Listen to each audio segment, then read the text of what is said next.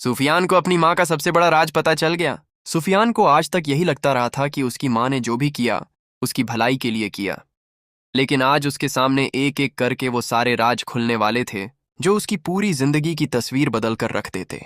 उसे पता चल जाता है कि अरसलान और जायशा के रिश्ते को लेकर जिस सच्चाई ने उसे अंदर से तोड़ दिया था, उसके पीछे असल खेल क्या था। और इससे भी बड़ा सच यह था कि अरसलान की मौत महज एक हादसा नहीं थी, बल्कि उसके पीछे ऐसी खौफनाक साजिश छिपी थी जिसे सुनकर सुफियान के पैरों तले से जमीन खिसक जाती। क्योंकि जिस माँ को वह पूरी जिंदगी अपना सबसे बड़ा सहारा समझता रहा, वही उसकी जिंदगी की सबसे बड़ी गुनहगार निकलने वाली थी। फिजा और शेरी जब सुफियान के सामने सारी सच्चाई खोलकर रखते हैं तो सुफियान कुछ पल के लिए बिल्कुल खामोश हो जाता है। उसे समझ ही नहीं आता कि आखिर वह किस सच पर यकीन करे और किस झूठ को अपनी जिंदगी से निकाल फेंके। फिजा उसे बताती है कि अरसलान और जायशा के रिश्ते को जिस तरह उसके सामने पेश किया गया था, असलियत वैसी बिल्कुल नहीं थी।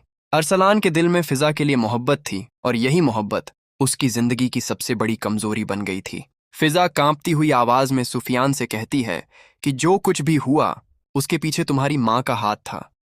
तुम्हारी माँ ने अपनी चालों से रिश्तों को तोड़ा, लोगों को एक दूसरे से दूर किया और उन जिंदगियों को बर्बाद किया जिनमें उसे सिर्फ अपना फायदा नजर आता था।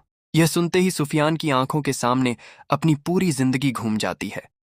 उसे अपनी माँ की वो सारी बातें याद आने लगती हैं जिन पर उसने कभी शक तक नहीं किया था। अब उसे एहसास होता है कि जिस औरत को वह हमेशा सही समझता रहा, वो दरअसल लोगों की भावनाओं के साथ खेल रही थी। सुफियान की आंखों में आंसू होते हैं, लेकिन इस बार उन आंसुओं के पीछे दर्द से ज्यादा गुस्सा था। वह खुद से सवाल करता है कि अगर उसकी माँ ने जायशा की जिंदगी बर्बाद न की होती, अगर उसने रिश्तों के साथ यह खेल न खेला होता, तो शायद आज सब कुछ अलग होता। और तभी सुफियान एक बड़ा फैसला कर लेता है। वह तय करता है कि जिस औरत ने जायशा की जिंदगी बर्बाद की है, उसकी जिंदगी दोबारा संवारने की जिम्मेदारी भी वही उठाएगा। क्योंकि सुफियान और जायशा के दिलों में मोहब्बत कभी खत्म हुई ही नहीं थी। हालात ने उन्हें अलग जरूर किया था, मगर उनके दिल आज भी एक दूसरे के साथ थे। सुफियान सीधे जायशा के पास पहुंचता है। जायशा उसे देखकर हैरान रह जाती है। उसे समझ नहीं आता कि आखिर सुफियान अचानक उसके सामने क्यों आया है। सुफियान बिना कोई लंबी बात किए जायशा को अपनी गाड़ी में बैठाता है और कहता है कि आज तुम मेरे साथ चलोगी। जायशा सवाल करती है, आखिर कहाँ? सुफियान जवाब देता है, वहां जहां हमारी मोहब्बत को वो पहचान मिलेगी जिसकी हमने कभी उम्मीद भी नहीं छोड़ी थी। जायशा उसकी तरफ देखती रह जाती है। सुफियान कहता है कि हम दोनों शादी करेंगे। अब इसी वक्त फैसला होगा कि हमारी जिंदगी का अगला कदम क्या होगा। जायशा को यकीन नहीं आता। वह पूछती है कि इतने बड़े फैसले के बाद क्या तुम्हारी माँ हमें कभी स्वीकार करेगी? सुफियान की आंखों में एक अजीब सा आत्मविश्वास आ जाता है। वह कहता है कि अब मुझे अपनी माँ की मंजूरी की जरूरत नहीं है, अब मुझे सिर्फ सच का साथ देना है। लेकिन सुफियान के इस फैसले के पीछे सिर्फ मोहब्बत नहीं थी, उसके पास एक मकसद भी था। वह जानता था कि अगर उसने जायशा से शादी नहीं की तो उसकी माँ को कभी अंदाजा नहीं होगा कि सुफियान को उसके सारे राज पता चल चुके हैं। इसलिए वह अपनी माँ के सामने ऐसा सच रखने वाला था जिससे उसकी पूरी चालबाजी उसी के सामने बेनकाब हो जाए। सुफियान जायशा से कहता है कि तुमने बहुत कुछ सहा है, तुम्हें लोगों ने गलत समझा, तुम्हें अकेला किया गया और तुम्हारी मोहब्बत को तुमसे छीनने की कोशिश की गई, लेकिन अब ऐसा नहीं होगा। अब मैं तुम्हारे साथ हूं। और फिर दोनों निकाह कर लेते हैं। जायशा की आंखों में आंसू होते हैं। ये आंसू दुख के नहीं, बल्कि उस दर्द के बाद मिलने वाली खुशी के होते हैं जिसका उसने लंबे वक्त तक इंतजार किया था। लेकिन असली तूफान अभी बाकी था। जब सुफियान जायशा को लेकर अपने घर पहुंचता है और दरवाजा जोहा खोलती है, तो सामने खड़ी जायशा को देखते ही उसके चेहरे का रंग उड़ जाता है। जोहा को बिल्कुल अंदाजा नहीं था कि सुफियान ऐसा फैसला कर सकता है। उसे तो लगता था कि उसने सुफियान को हमेशा के लिए अपने जाल में बांध लिया है। लेकिन तभी सुफियान अपनी जेब से निकाहनामा निकालकर जोहा के सामने रख देता है। जोहा की आंखें फटी की फटी रह जाती हैं। वह कांपती हुई आवाज में पूछती है, ये क्या है?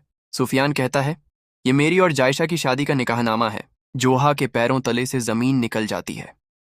उसे यकीन नहीं होता कि जिस सुफियान को उसने अपनी मोहब्बत के नाम पर अपने साथ रखा, उसी सुफियान ने आज जायशा को अपनी जिंदगी का हिस्सा बना लिया है। जोहा गुस्से में जायशा की तरफ बढ़ती है और उस पर हमला करने की कोशिश करती है, लेकिन इस बार जायशा पीछे हटने वाली नहीं होती।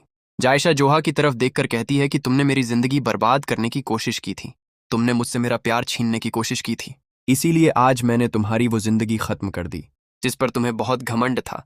जोहा चीखती है, तुमने ऐसा क्यों किया? जायशा शांत आवाज में जवाब देती है, क्योंकि तुमने मुझे तोड़ना चाहा था और तुम भूल गई थी कि टूटा हुआ इंसान जब दोबारा खड़ा होता है तो पहले से ज्यादा मजबूत होता है। सुफियान आगे बढ़ता है और जोहा को रोक देता है। अब उसके चेहरे पर ना मोहब्बत थी ना कोई नरमी। वह साफ शब्दों में कहता है, जोहा, मैंने तुम्हारे साथ जो भी रिश्ता निभाया वो तुम्हारा सच जानने के लिए था, लेकिन अब मुझे तुम्हारा असली चेहरा दिखाई दे चुका है। जोहा उससे माफी मांगती है, कहती है कि उससे गलती हो गई। लेकिन सुफियान कहता है, यह गलती नहीं थी, ये सोच समझकर किए गए फैसले थे। तुमने मेरी जिंदगी से खेला, जायशा की जिंदगी से खेला और उन रिश्तों को बर्बाद किया जिनमें लोगों की सच्ची मोहब्बत थी। इसीलिए अब इस रिश्ते में कुछ भी बाकी नहीं बचा। और फिर सुफियान सबके सामने जोहा को तलाक दे देता है। जोहा की आंखों से आंसू बहने लगते हैं। जिस घर को उसने अपनी जीत समझा था, आज उसी घर से उसे हमेशा के लिए जाना पड़ता है। सुफियान आखिरी बार उसकी तरफ देखकर कहता है, तुम चली जाओ, हमेशा के लिए। जोहा वहां से चली जाती है और दूसरी तरफ सुफियान जायशा की तरफ देखता है। दोनों की आंखों में आंसू होते हैं, लेकिन इस बार ये आंसू किसी जुदाई के नहीं, बल्कि उस मोहब्बत की जीत के होते हैं जिसे कितनी ही साजिशें मिलकर भी खत्म नहीं कर सकीं।